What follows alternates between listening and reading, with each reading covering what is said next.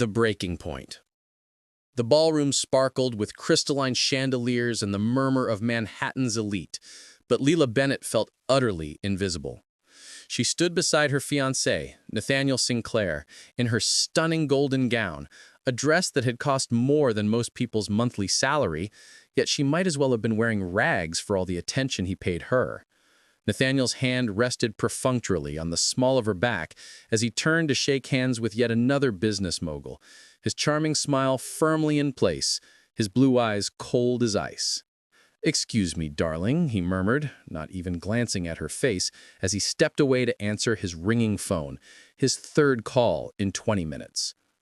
Leela watched him retreat to a corner, his expression animated as he discussed some real estate acquisition.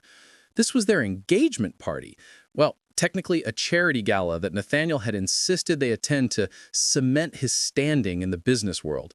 She'd hoped this evening might be different, that perhaps he would finally see her as something more than a beautifully dressed accessory to his empire. But she knew better. She always knew better. For 3 years, she'd been playing second fiddle to Nathaniel Sinclair's ambitions.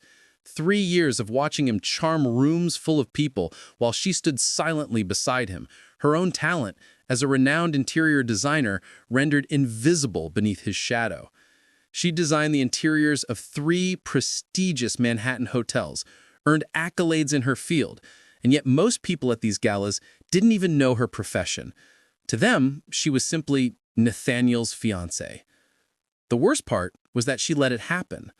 She had allowed her identity to be slowly erased, convincing herself with each passing month that things would improve, that once they were married, once his business stabilized, once he proved himself in his father's company, he would finally turn his attention toward her. She had built her entire future around a fantasy. Across the ballroom, Nathaniel was now surrounded by a group of glamorous women, socialites and business associates who laughed at everything he said, their hands touching his arm, their eyes glittering with interest. He didn't pull away. Instead, he leaned closer to one of them, a stunning blonde in a silver dress, and whispered something that made her laugh loudly. His hand found the small of her back, the same gesture he'd just given Leela, yet somehow it looked far more intimate with this stranger. Something inside Leela cracked. She'd felt it coming for months, this fracturing of her heart. But tonight, watching the man she had devoted 3 years to openly flirt with another woman while she stood alone in a golden gown that suddenly felt like chains, the crack became a chasm. The realization hit her with the force of a physical blow. Nathaniel didn't see her. He never had. He'd chosen a version of her that looked good beside him, that didn't ask for too much, that remained conveniently in the background. Leela set down her untouched champagne flute on a nearby table. Her hands trembled slightly as she did so. All around her, people were laughing, dancing, celebrating. The orchestra played a soft melody, and the golden lighting cast everything in an almost magical glow. It was beautiful, just like everything in Nathaniel's world was beautiful, all surface and no substance. She turned to leave, to find a quiet corner where she could compose herself, when she felt it, the brief moment where everything shifted. A camera clicked, then another. And suddenly, in that moment of vulnerability and heartbreak, Leela Bennett realized something profound. She had spent so long trying to be perfect for someone else that she'd forgotten how to be authentic. The golden gown caught the light as she stood alone, and for the first time all evening, someone, a man with kind eyes and an old camera, truly saw her. The moment everything changed. Lila was halfway toward the terrace when a voice stopped her in her tracks. "Excuse me, miss, I know this is terribly forward, but I couldn't help myself." The man approaching her was tall, with warm brown eyes and an air of genuine sincerity that immediately felt foreign in this world of calculated smiles and hidden agendas. He held a professional camera in his hands, and she recognized him as Derek West, the event photographer she'd noticed earlier, the one person who seemed genuinely interested in capturing authentic moments rather than just posed shots. "That last photo I took of you, it was something special. You have a presence that doesn't photograph well because it's too real for cameras, but somehow the lens caught it anyway." Lila blinked, unsure how to respond. In 3 years, Nathaniel had never complimented her in such a genuine way. This stranger was looking at her, truly looking at her, not at the dress, not at her status, but at her. "Thank you," she whispered, her voice barely audible above the orchestra. "I'm Derek," he said, extending his hand, "and I don't mean to overstep, but I've been photographing high society events for 5 years, and I've learned to read people pretty well. That man over there, the one who keeps looking over here with confusion, he's just realized he made a mistake, letting you out of his sight for even a moment." Lila found Nathaniel across the room. He was indeed watching her, his expression shifting from annoyance to something darker. Possession masked his concern. "He doesn't realize what he has," Derek continued softly, "but I think you do. I think you're starting to understand exactly what you're worth." Something ignited within Lila, a spark of defiance, a whisper of self-recognition. Derek's words weren't flattery, they were recognition. He saw the woman she'd been hiding, the woman she'd been suffocating beneath silk and diamonds. "You're right," Lila said, her voice gaining strength. "I do." She turned away from the terrace, away from escape, and instead walked toward the center of the ballroom. Derek followed a few steps behind, camera in hand, as if sensing that something momentous was about to unfold. The orchestra was playing a slower piece now, and the dance floor was moderately crowded. But as Lila moved through the crowd, something shifted. Heads turned, not because she was Nathaniel's fiancé, but because of the way she moved, with purpose, with grace, with an energy that seemed to radiate from deep within her soul. Her golden gown caught the light of the chandeliers, transforming her into something luminous, something impossible to ignore. She didn't dance. She simply stood in the center of the floor, her head held high, her shoulders back, her golden gown glowing like armor. And as the camera flashes began to multiply, Derek wasn't the only photographer there. Lila felt the weight of her own invisibility finally lifting from her shoulders. For the first time in 3 years, she was being seen, not as an accessory, but as the main event. Nathaniel appeared at her side within moments, his charm cranked to its highest setting, his hand reaching for her arm with the familiarity of ownership. "Darling, what are you doing? You're drawing quite a bit of attention," he said, but his tone suggested this was a problem, not a celebration. Lila looked at him, really looked at him, and saw him clearly for the first time. Handsome, yes. Wealthy, undoubtedly. But empty, so profoundly empty that all his money and status couldn't fill the void of his narcissism. "I'm being myself," she said simply. "Finally." The point of no return. Nathaniel's grip tightened on her arm, his charming facade slipping for just a moment to reveal the controlling man beneath. "You're embarrassing me," he hissed, loud enough that several nearby guests turned their attention toward them. The scandal of it all, the great Nathaniel Sinclair losing control of his fiancée in front of half of Manhattan's elite. "No," Lila said, gently but firmly removing her arm from his grasp. "I'm finally stopping embarrassing myself." The words hung in the air like a declaration. Around them, conversations began to quiet. People sensed the drama unfolding, drawn to it like moths to flame. This was the kind of moment that would be whispered about in drawing rooms and over expensive lunches for months to come. Nathaniel's face flushed with a combination of anger and humiliation. He stepped closer, his voice dropping to a dangerous whisper. "You have no idea what you're throwing away, Lila. Do you understand who I am? Who my family is? You'll never work in this city again. You'll be radioactive. Everyone will know you're a troublemaker, an ingrate who couldn't appreciate what she had." It was a threat, delivered with the smoothness of someone accustomed to getting his way through intimidation. And 6 months ago, even 3 months ago, it might have worked. Lila might have apologized, backed down, convinced herself that she was being irrational. But standing there, in her golden gown, with Derek watching from the sidelines and strangers' eyes upon her, something had fundamentally shifted within her. "You know what?" Lila said, her voice steady and clear. "I design interiors. I don't design my life around your ego. And I won't spend another day pretending that your neglect is something I deserve. I won't convince myself that love means slowly disappearing while someone else takes up all the space in a room." She paused. taking a deep breath. "I'm done, Nathaniel. I'm done being invisible, and I'm done being yours." She reached for the diamond engagement ring that had felt like a weight on her finger for too long, and with deliberate slowness, she removed it. The room seemed to hold its breath as she held it up to the light, watching it sparkle, a symbol of everything she was leaving behind. Then, with careful precision, she placed it on the nearest table and walked away. Nathaniel called after her, his voice growing desperate, shifting from threats to pleas. "Lila, don't do this. We can talk about this. I'll change. I'll be different. Please." But she didn't turn around. She couldn't afford to. Not now. Not when she was finally reclaiming herself. As she walked through the crowd, camera flashes erupted around her like fireworks. The photographers sensed the magnitude of what was happening. A woman walking away from wealth, status, and power, choosing something far more valuable, herself. Her golden gown seemed to glow brighter with each step, no longer a symbol of what she was willing to compromise, but of what she was willing to claim. The exit to the terrace was ahead of her, and cool night air called to her lungs. She could see the New York City skyline beyond, glittering with infinite possibility. But before she could reach the terrace, a familiar voice stopped her.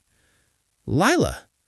It was Derek, his camera still in hand, but now lowered, his full attention on her face. "That was the bravest thing I've ever seen."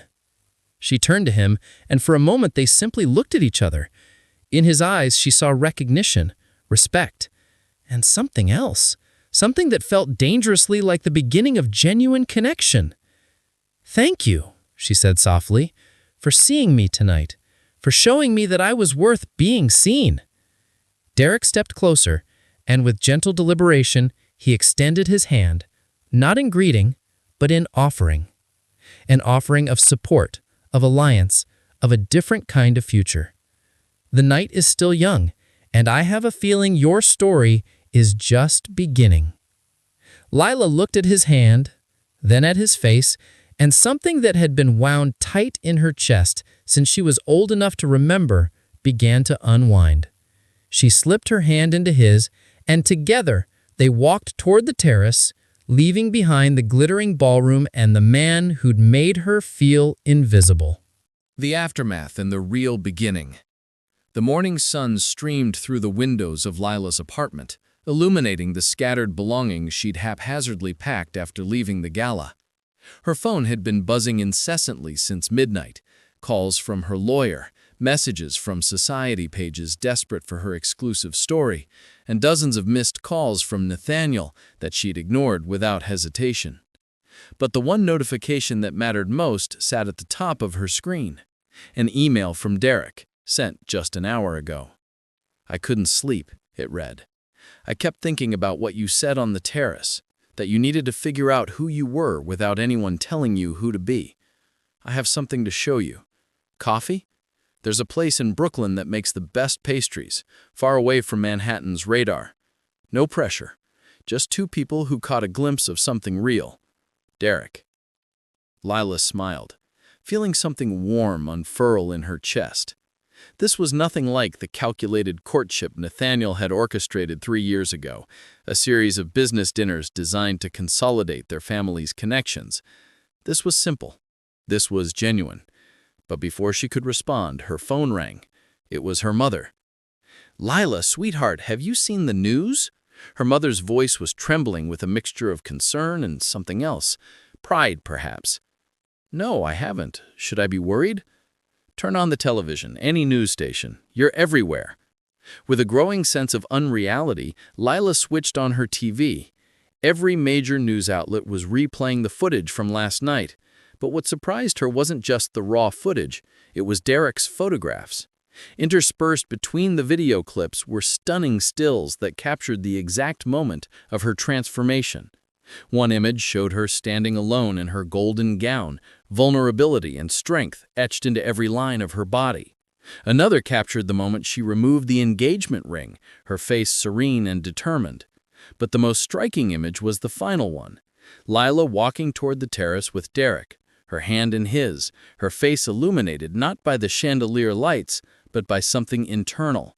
Hope, freedom, self-recognition. The news anchors were calling it the most dramatic moment of the social season. Some were sympathetic to Lila, praising her courage and independence. Others were criticizing her for being ungrateful and reckless. A few were speculating about their relationship with Derek, painting him as either a hero or a homewrecker depending on the outlet.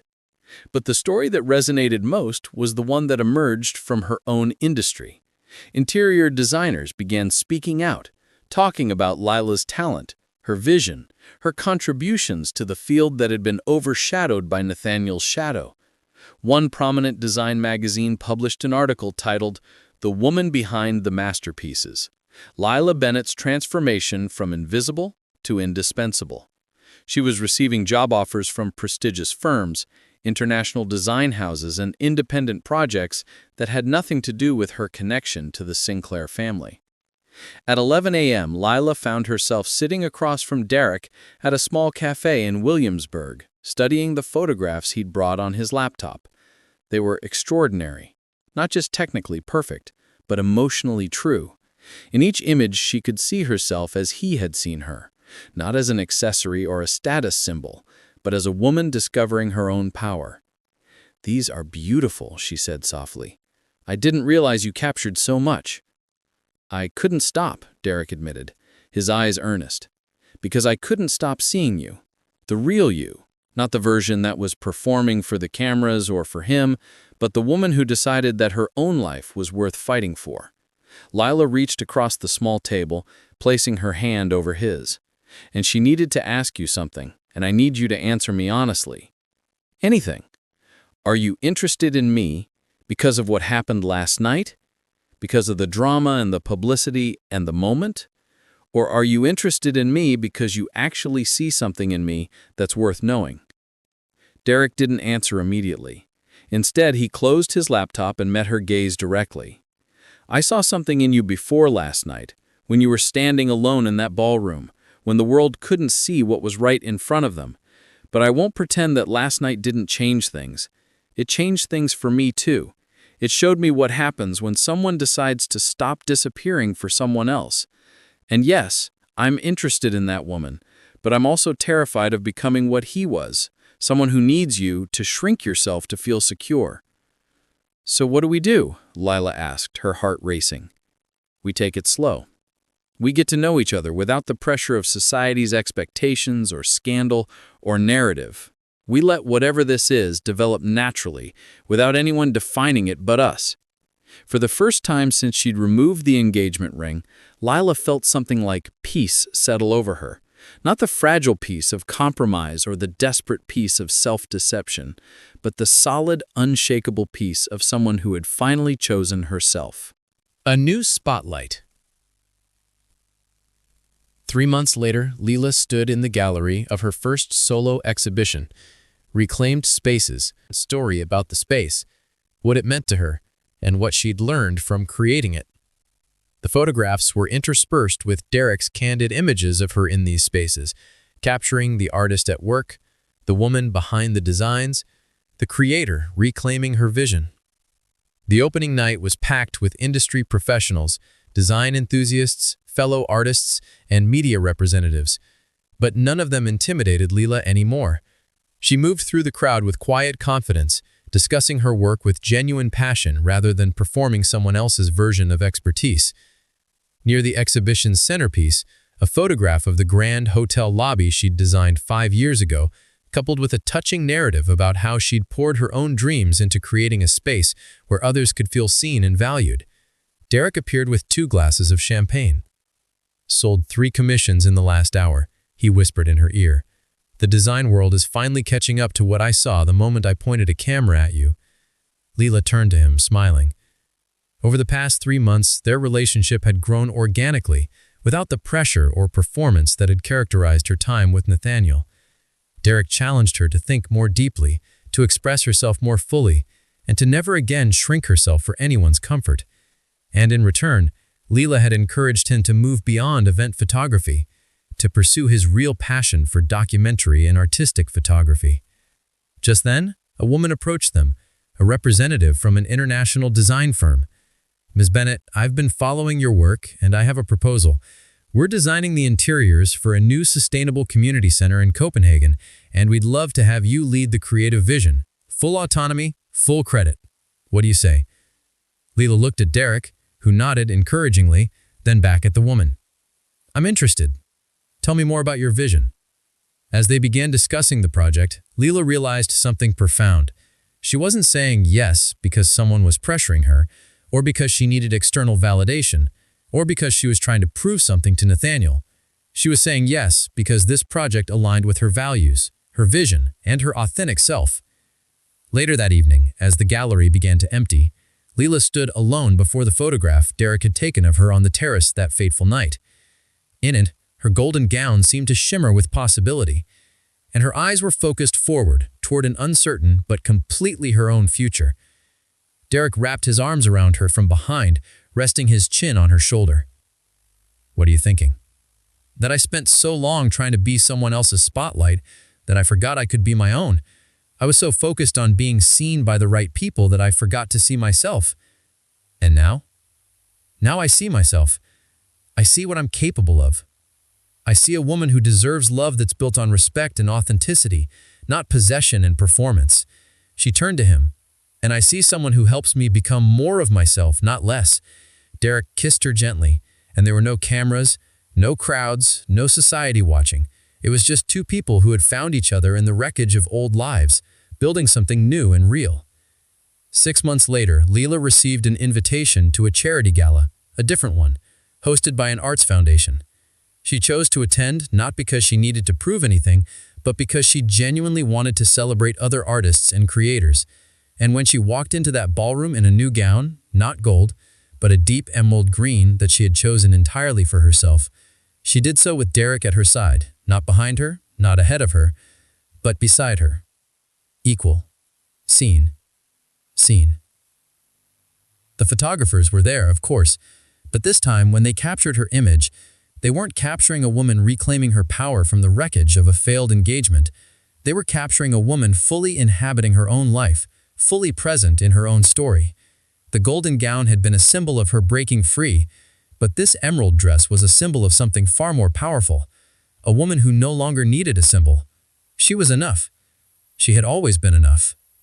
And as she looked at Derek across the ballroom, his eyes reflecting the same genuine recognition and love she had come to cherish, Leela Bennett finally understood what it meant to truly shine. Not because the world was watching, but because she was watching herself, fully awake, fully present, fully free.